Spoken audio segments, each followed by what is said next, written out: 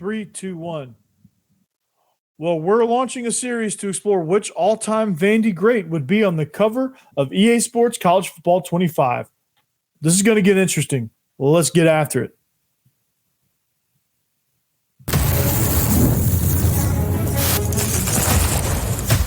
You are Locked On Vandy, your daily podcast on the Vanderbilt Commodores, part of the Locked On Podcast Network, your team every day. Welcome into the Locked On Vandy podcast on the Locked On Podcast Network. I'm your host, Corey Burton. On today's episode, we kick off a series to honor the release of EA Sports College Football 25. In this series, we're going to look at who would be on the cover of the game for Vanderbilt if they did a cover of the all-time best players. So we're going to pick just one. We're going to present you with 12 options. And based on the feedback that I got and my own opinion, that's where we got it from, we will eventually narrow it down to just one or maybe two, a front cover guy and a back cover guy. So today we're going to look at, and I'm going to present you with Jordan Matthews, Chris Williams, and Ralph Webb. So buckle up and here we go. Thanks for making Locked On Vandy your first listen every day. We are free and available wherever you get your podcast and on YouTube as a part of the Locked On Podcast Network. Your team every day. This episode is brought to you by Nissan. Are you the kind of driver that likes to push things a little further? Ever wonder what adventure could be around the next corner? Let's take Nissan Rogue, Nissan Pathfinder, or Nissan Armada and go find your next big adventure. Check them all out today at nissanusa.com. All right. So we begin today's episode.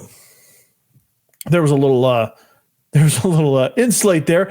We begin this episode by looking at Jordan Matthews. Okay, so we're looking at all-time Vandy greats. Now, one of the ones that jumps out to me is coming from the James Franklin era.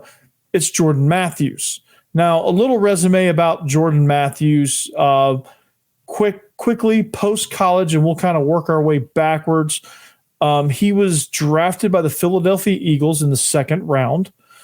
He is 31 years old. He is still kicking around in the league. He has converted himself to a tight end, but he has played for the 49ers and currently on the Carolina Panthers. He is he's had a good bit of success. He was a really productive receiver for the Philadelphia Eagles. He's also played with the Buffalo Bills and the New England Patriots as well as wide receivers. Again, he was he had a nice little rookie season, and he kind of just he's still in the league. He's still kicking around. So one of the things about Jordan Matthews that really kind of stands out during his time at Vanderbilt. Now you look at his Vanderbilt resume, 6'3", 206-pound receiver that played at Vanderbilt. He's somebody that when you watched him, he's somebody that could take over a game. Now, his accolades, his trophy case, his everything will speak for itself. He was on the 2012 Biletnikoff Award watch list. He was a 2012 third team All-American. He was a 2012 first team All-SEC. He was the 2013 college football, the CFPA wide receiver trophy watch list. He was on the Maxwell Award watch list in 2013. He was 2013 SEC Offensive Player of the Week in November 16th that week. He was a Biletnikoff semifinalist that season. He was a consensus first team All-SEC wide receiver in 2013. Also in the same year, second or third team All-American, depending on what publication you looked at, AP, SI, CBS, or Phil Steele. And he was first team All-American wide receiver, according to USA Today and Athlon Sports. So those were his honors. And I probably spent the whole segment talking about his honors, but I want to talk about his impact on the field as well. He was very, very productive. Like I said, one of the things that you just always notice that he was always there. He was always open, and he holds virtually every Vanderbilt career and single season receiving mark as well. He ended his career as the SEC's all-time leader with 262 career catches, 3,759 receiving yards. He had 112 catches his senior year. His receiving yardage of 1,477 is the third highest total ever by an SEC receiver. He also scored 7 touchdowns. He had a pair of touchdowns against Houston in the Compass Bowl, the BBVA Compass Bowl. He is, again, getting tired reading his stats. But one of the things that really kind of stands out to me about him, one of the games that really stands out to me from Jordan Matthews is the opener in that year, 2013, against Ole Miss. He had 10 catches, 178, and a touchdown. It was one of those where, Ole Miss had just got done with one of their best recruiting classes of all time. I remember my man Stephen Willis over at Locked On Ole Miss was him and I were going back and forth about this one. He was really excited about this recruiting class that they had. They were supposed to have a monster year with like Robert Kimdiche and that crew, Laramie Tunsil, I think that was the first year of Bo Wallace. So again, a very special roster, and I think they went on to have a pretty successful season there at Ole Miss. But Jordan Matthews just took over that game, man. 10 catches, 178. I mean, he was everywhere, dude. And that game was back and forth. Ole Miss scored. Vanderbilt scored. They held each other. I remember there was a few special teams plays in there that had an impact on the game. But again, it was an over-shoulder catch late that gave Vanderbilt the lead. It was essentially the go-ahead. It was essentially the game winner. But just the impact that he had, man, it just didn't. It seemed like Vanderbilt was playing with 13 players with Jordan Matthews because they had no answers for him. Also, that same season, he had an 8-catch, 123-yard performance against Missouri, and had 11 catches against Georgia. I was in the house for that one. I went to that game, and to say that, to watch a player take over a game against a team the caliber that Georgia had that season, coming off a near national championship, which if they would have beat Alabama that year, the previous season in the SEC championship, they would have gone to the national championship. But for them to come into Vanderbilt and Jordan Matthews, man, again, just completely unstoppable, man. It was incredible, just down the stretch. Just the impact, like I said, the impact that he had on the game. He was untouchable, uncoverable. The laundry list of awards and accolades speak for themselves for Jordan Matthews. But man, just watching him glide through, watching him run routes was a thing of beauty. I was just getting into coaching at that point, and I'd always been kind of in football in that regard, but like. Just to see what he did as a technician from the wide receiver spot, just to see the juice that he gave the Vanderbilt team and the fans. The place was sold out. James Franklin was enjoying some of his best seasons in coaching. That was a fun year for Vanderbilt because when they're good, this city buzzes. And a guy like Jordan Matthews can really, really make a difference. And I think he's to have the longevity that he's had in the NFL, being selfless and saying, okay, maybe I'm not a receiver anymore. Maybe I can go in as like a tight end position and revive my career in the league. Had a very successful stint in Philly.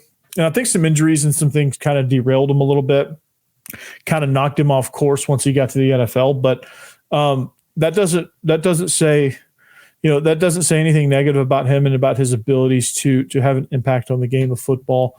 I mean, it just seems like guy was having big game after big game after big game after big game. I mean, it just seemed like, all right, Vanderbilt's playing, so I guess we can pencil in Jordan Matthews for 8 to 12 catches, and he's definitely going over 100, and he'll probably score a touchdown or two.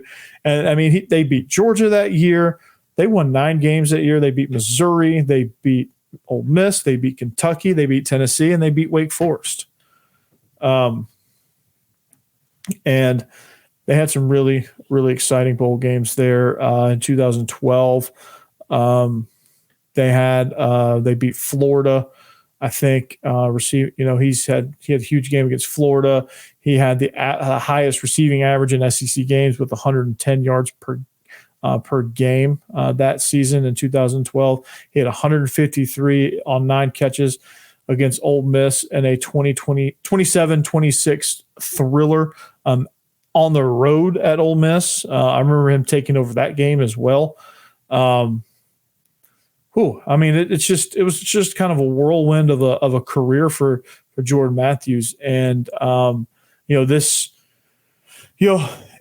makes his case for the EA Sports cover athlete for the all-time. So that is Jordan Matthews. When we come, we're going to why is Chris Williams? We got to show some offensive line love. I wore this shirt in honor of Chris Williams and presenting Chris Williams, so we'll talk about that here in just a second.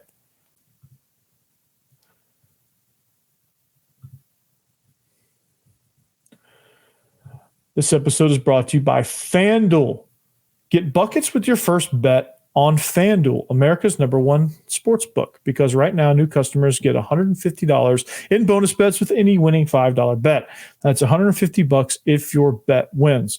So bet on all your favorite NBA players and teams with quick bets, live same game parlays, exclusive props, and more. So just visit FanDuel.com/lockedon and shoot your shot. FanDuel is the official sports book partner of the NBA.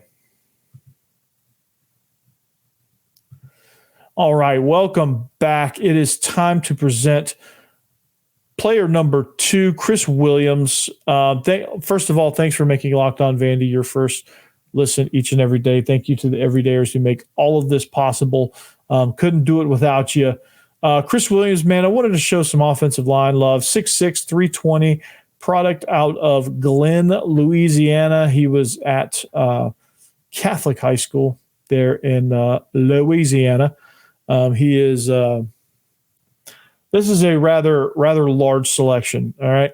To give a little bit of context on why he's on this list and why, like I did with Jordan Matthews, we're gonna work backwards coming in. So Chris Williams was a first-round draft pick. He was a first-round draft pick by the Chicago Bears in 2008 at 14th overall. He also played for the St. Louis Rams and the Buffalo Bills. He was, again, offensive line, had a lot of longevity in the league. He played he played, doesn't say how many years he played. I can't quite remember. He played, he played 2008 to 2015.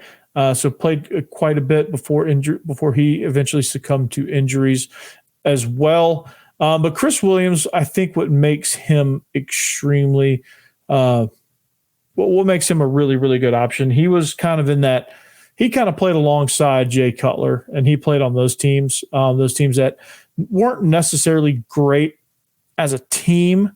But I think when you had, when you looked at offensive linemen and premier offensive linemen in the SEC, he was certainly one of them on a team that probably wasn't getting a whole lot of recognition.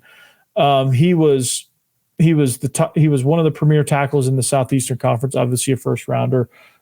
He was second team All SEC recipient in 2006. He earned the most valuable offensive lineman award from the coaching staff. Started every game that year at left tackle. He had a start streak of 21 games, which for an offensive lineman is outstanding, especially in that time frame. Is out of this world. He constantly earned top blocking grades. He was offensive player of the week. He shared that with some guy named Earl Bennett.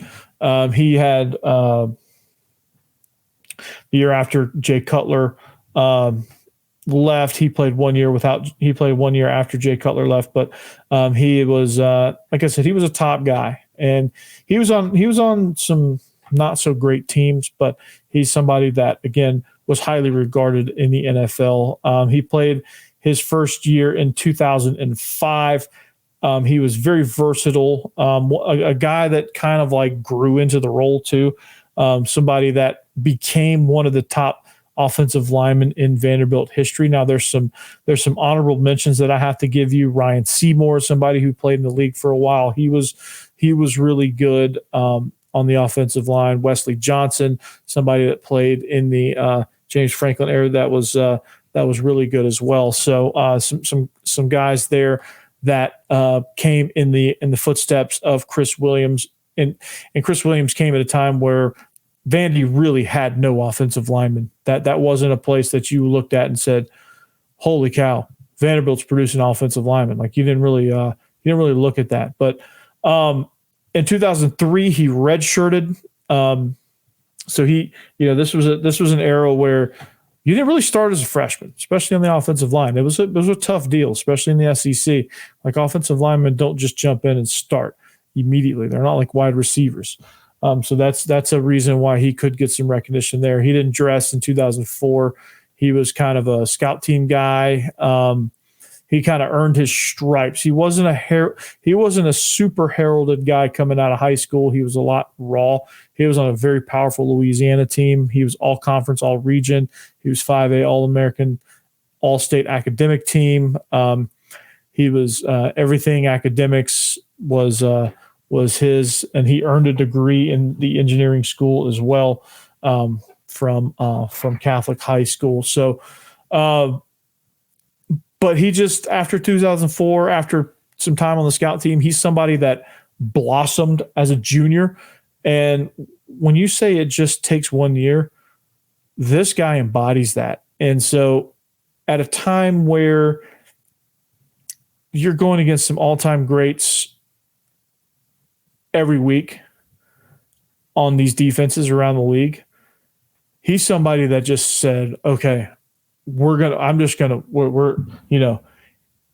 to perfect his craft. He's going to show his versatility. He's going to play guard. He's going to play tackle. He's going to move all around. They found a fit for him. He was one of those that was kind of in between positions and things like that. So again, it was one of those things where, hey man, like we got this thing going on, man. And we found you a spot at left tackle, and eventually he was able to earn a spot with the Chicago Bears, getting drafted in the first round. So that's one of the things. Like, I was in college at the same time, right? And I remember this, and as you guys know, I'm a professional Vandy fan. I went to school at Georgia. Okay, I'll admit that I went to school at Georgia. Okay, you can see my bio. Okay, Coach Burn 36, you'll know, right? I went to school at Georgia. I am, thanks to Locked On, I've become quite the Vandy guy. I really have been immersed in Vandy culture and Vandy football and Vandy athletics. So I'm not up here just spewing nonsense because I'm getting paid to. But seeing him play, I was always enamored when Vandy would come to town. And I would I'd be like, who in the blankety blank is number 74? He is kicking our tail, man. He's just bulldozing people, man. And like, nobody can get through him. Like, Vandy's having some success running over there. This guy, Chris Nixon, is having a little bit of success. He's able to complete some passes because he's upright, because of some guy number 74 didn't really know who he was. And I'm like, I walked away from that game, especially in 2006, 2005 as well. I walked away from the game saying the same thing. I was like, God, 74 is all over the place, man. But 2006 especially. And I turned on the TV later on in 2007, the spring of 2007, the NFL draft. I turned on the television and I looked at the draft and I said, not in 2007, but whenever he entered the draft, I saw who the Bears selected. I'm like, oh, that's who that guy was. Yeah, I knew he was going to be in the NFL. So he was road grading. He was dominating. He was, like I said, he was doing so at a time where Vandy offensive linemen weren't doing that really. They were few and far between at that point. They hadn't had good overall units. or good in the sense of like you have all this talent, you're winning games, and like you're dominating people. But he was doing that in a time, like I said, he was leading the pack. He got his recognition. He was probably overshadowed a little bit by some of the other guys in this conference, but again, huge impact at Vanderbilt. Kind of got a run of offensive line play, good offensive line play started, and he's kind of emerged as one of the best offensive linemen in Vanderbilt because he was a first rounder, because he kind of got all of that thing going as far as Vandy offensive linemen being allowed to be elite in the NFL. So that's Chris Johnson for you guys. In case you're wondering, is he going to be on the cover of EA Sports College Football 25 for the all-time Vandy list? I don't know. We'll see. We've presented Jordan Matthews. We presented Chris Williams. Now, Ralph Webb, is he worthy at the running back position? We'll look at him here in just a second. So don't go anywhere, please. All right, coming at you, we are presented by Nissan. That is correct. Are you the kind of driver that likes to push things a little further? Do you ever wonder what adventure could be around the next corner? Well, our friends at Nissan have a lineup of SUVs with capabilities to take your adventure to the next level. The 2024 Nissan Rogue. It's perfect for city drives and great escapes. It has class exclusive Google built-in, and it's your always updating assistant to call on from almost anything. That's a mouthful. Gone are the days of connecting your phone. Google Assistant, Google Maps, and Google Play Store built right into the 12.3-inch HD touchscreen infotainment system. That's my nickname. The 2024 Rogue is the perfect midsize crossover for your next adventure. Nissan's incredible lineup also includes the 2024 Nissan Pathfinder and the 2024 Nissan Armada. Let's look at the Pathfinder. It has room up to 8, an expansive cargo capacity, and advanced available 4x4 capability. With 284 horsepower and up to 6,000 pounds towing when adventure calls, the Pathfinder's there to answer. So take the Nissan Rogue, Nissan Pathfinder, or Nissan Armada and go find your next big adventure. Shop NissanUSA.com.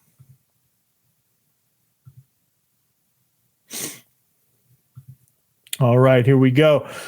We are back. It's Locked On Vandy. Thanks for making us your first listen each and every day. Make sure you pop it on over to Locked On SEC to check out Chris Gordy and the crew.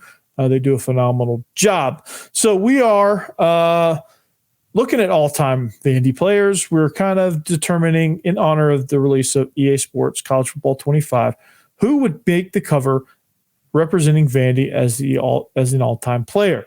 We've looked at Jordan Matthews. We looked at Chris Williams. Shout out to the offensive lineman. Now we're looking at Ralph Webb. Now, for unfortunate reasons, probably the most productive and best running back is not eligible for this list. So we're going to give you the next best thing, which is Ralph Webb. He broke Zach Stacy's team career record in a win over Ole Miss. He is 29 years old right now. He was picked up by the New England Patriots as an undrafted free agent after the 2018 draft. He's still kicking around on some practice squads, I believe, but he is just kind of hanging. And at the running back position, honorable mention, Keyshawn Vaughn, who was drafted by the Tampa Bay Buccaneers, is now kind of floating around. I think he's looking for a team as well. So Ralph Webb, why is he the cover guy? Okay. Well, he did break Zach Stacy's record. Okay. But here's some of his honors. All right. In 2014, he was a fall SEC academic honor roll. 2015, third team all SEC running back by Phil Steele. 2015, fall SEC academic honor roll. 2016, same fall SEC academic honor roll. 2016, he was second team all SEC running back for coaches and Associated Press. He was 2017 third team all SEC running back on the Media Days ballot preseason. He was on the 2017 Maxwell Award watch list. He was on the 2017 Doak Walker Award watch list for a team that had been struggling. Is a pretty big deal to be on the any award list, based on what they have what they have done. So some of his career highs, he had a 33 carries against Kentucky in 2015. He rushed for 211 against Middle Tennessee State on September 10th, 2016. He had a 74-yard run, which I think it was for a touchdown against Florida in 2015. He had 3 rushing touchdowns versus Ole Miss in 2016, 7 catches against Georgia in 2017. He had 104 receiving yards at Middle Tennessee State in 2017. He had a 73-yard catch against Middle Tennessee in 2017, and he had 205 all-purpose yards against Middle Tennessee in 2016. So, needless to say, Ralph Webb needs to play against Middle Tennessee. He came in out of high school from Gainesville. Did not play his first season on campus. He was one of the best freshman running backs. He enjoyed one of the greatest seasons for a freshman running back in Vanderbilt history. He established new freshman team records with 907 rushing yards on 212 attempts. He broke Kwame Doster's 12-year-old freshman rushing mark against Florida. He had all SEC or all SEC all freshman recognition. He didn't make the coach's team, but he was honorable mention. Again, he only one freshman in conference. Nick Chubb that year topped his run total, so he was second leading rusher as amongst the freshmen in the SEC. He had 116 yards in a win over UMass. He surpassed 75 rushing yards against Ole Miss, South Carolina, Georgia, and Florida as well. I think those are all losses, though, unfortunately. All right, 15. He was again.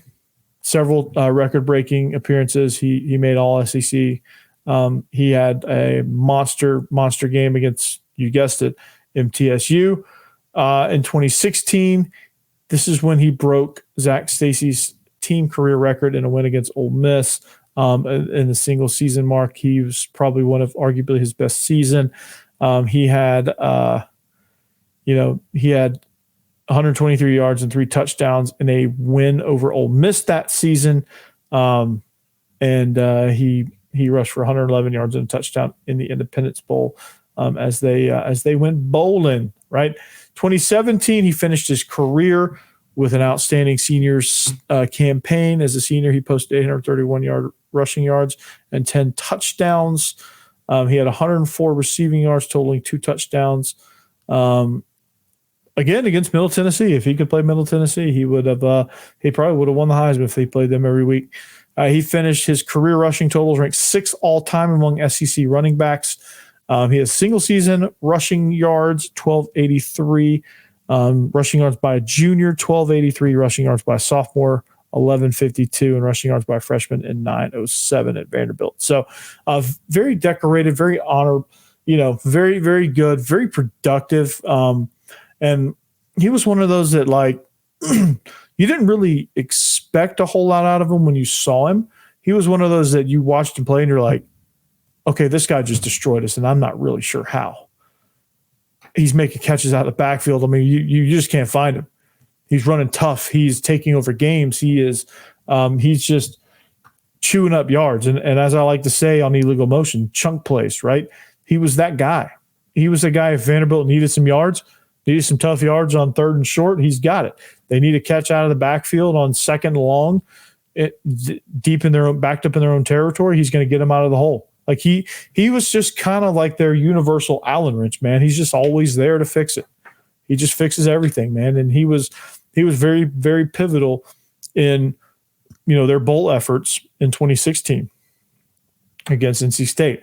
I know every MTSU fan and member of that program during that time period was probably glad to see him graduate because they played him every year and he dominated. So he's just one of those guys that, like, you didn't really know that he was dominating until the end of the game. And you look at the stat sheet and you're like, whoa, this guy dominated. What the heck, man? Like, where did this come from? Because, you look at him and he's sitting there at 5'10", 200 pounds. Like, he's he's built and, he looks like a football player, but like, he doesn't look like somebody, that would come in there and say, you would be like, okay, we're screwed today. We got to defend Ralph Webb, right? You didn't really know that until like into a senior year. You're like, okay, he had a really good year. It's definitely not a fluke now. Like 2014, okay, yeah, freshman. All right, we'll see if it holds up. Sophomore year, okay, man, nice season. Okay, he's going to be pretty good. Junior year, okay, this guy might be for real. But, again, it's Vanderbilt. It's whatever. And then a senior year, you're like, okay, that dude was serious. Okay, that dude's good. Okay, he's good. There was a lot of talented running backs during that time, so it was tough for him to make any sort of All-American teams or any All-Conference teams. You had guys like Sony Michel, Nick Chubb that were in the mix, and Todd Gurley and those type of guys. He just came through a time where the SEC was enjoying really, really good running backs. You had Benny Snell at Kentucky. You had those great run of running backs at Alabama, where you had like Eddie Lacy, Derrick Henry, Trent Richardson, those guys. That whole run of guys, T.J. Yeldon, that were chewing up yards and things like that. So he kind of got overshadowed by some of those guys, but he was really good in his own right. So anyway, well, that's going to do it for us, man. Those are three of the 12 that we decided on, the top 12 that we decided on. Whatever your opinion on the top 12 is, we're going to present our opinion. I listened to some feedback from y'all, kind of put together the list and saw common threads and kind of added a few that I thought should be in there and just kind of constructed the list that way. So Jordan Matthews, Chris Williams, and Ralph Webb. What I want you to do is vote right there on the poll on the conclusion of this episode and tell me who you think out of these three would make the cover. That's going to do it for us. Hope you have a great rest of your Monday. Anchor down. We'll see you back here tomorrow. Peace.